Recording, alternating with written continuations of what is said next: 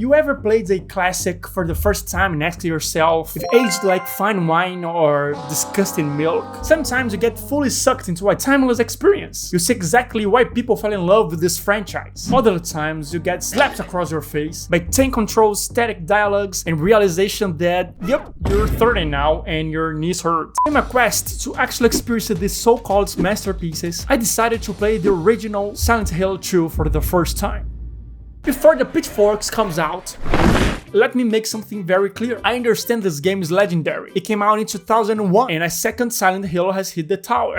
The technology was different back then. Limitation meant a lot of things were not possible back then. So obviously, I'm not judging it as if it launched yesterday with ray tracing and actors crying in motion capture. This video is just my raw experience playing the original Silent Hill 2 24 years later as someone completely new to it without any nostalgia goggles on. Everything you're about to hear is my honest, modern-day reaction with full respect for what this game accomplished back then. So the game starts, and ooh boy, it's a crow. I get that it's a horror game, not Call of Duty on Red Bull, but damn, the pace in the beginning is calm-inducing. James, our 90s haircut blondie guy, just standing there, gazing to the woods, delivering exposition like he's reading his diary out loud to the woods. It's supposed to be emotional, but it kind of felt like his sleep content on YouTube. Mary. My wife's name couldn't possibly be true. She dubbed me to f Ricardo.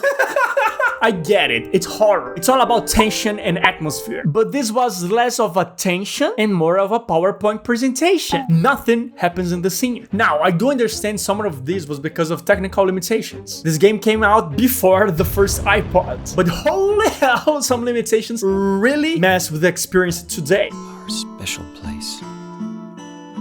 What could she mean?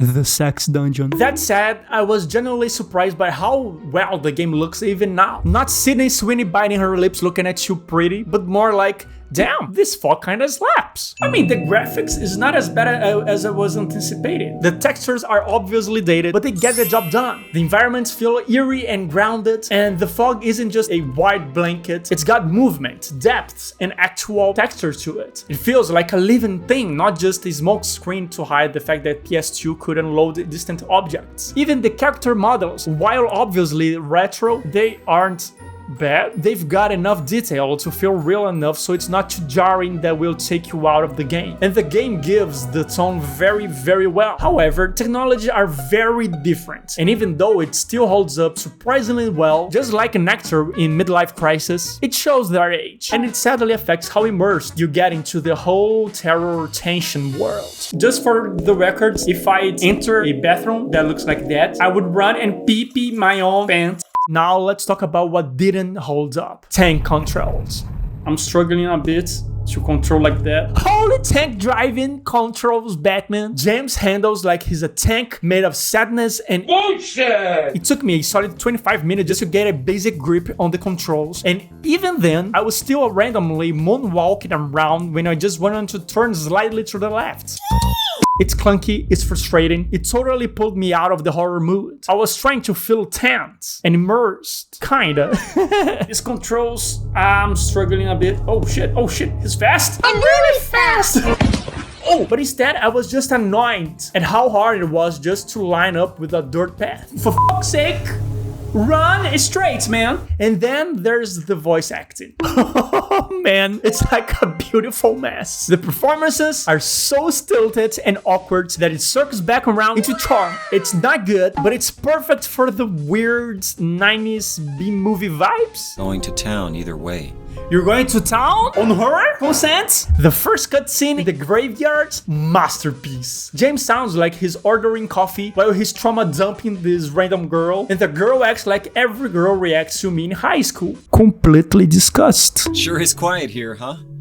I guess. Again, good scene direction with great performance. It wasn't something that most of the studios were capable of due to the budget at the time. But coming back nowadays, it gets this corny, sort of cringy acting. And weirdly enough, it kind of works. Even if they wanted to work in a serious note, and nowadays is a mixed bag between exposition and funny goofy. I'm looking for someone. Who is it? This voice acting is top tier. Now, the pacing is tricky. On one hand, I get what they were going for. Slow build up, tension, that creeping feeling just around the corner. You don't want to jump straight into Monster Manhunt and Bukkake Y'all with jump scares. You want to let the unease cook. But playing it in 2025, it feels like you're walking in mud. It's locked so much. And you add it with clunky controls, a lower fidelity visuals, and the slow story beats. It's hard to stay locked into the creepy atmosphere and the story being told. When something finally happens, it's like, oh, thank God, something. There's someone in there? Oh, it's one of those Japanese ghost kids, in it. Oh shit, I'ma punch you in the head. Although they managed to pull me back a couple of times with only the atmosphere and the sound effects, it managed to make me feel apprehension. Okay, you know what? Fuck my wife. I forgot the fuck. What the f was the sound? Okay, I'm scared now. But overall, it was still missing the horror bits. Case in point, the first monster. The build-up is actually amazing. You've got the weird figure in the fog that you can actually see it properly. You got the blood trail in the roads, the static noise ramping up with a creepy tunnel just ahead. Okay, that one actually made me uneasy. And then you enter it. And then you see it, just standing there in the background, your first monster encounter, profusely jerking out.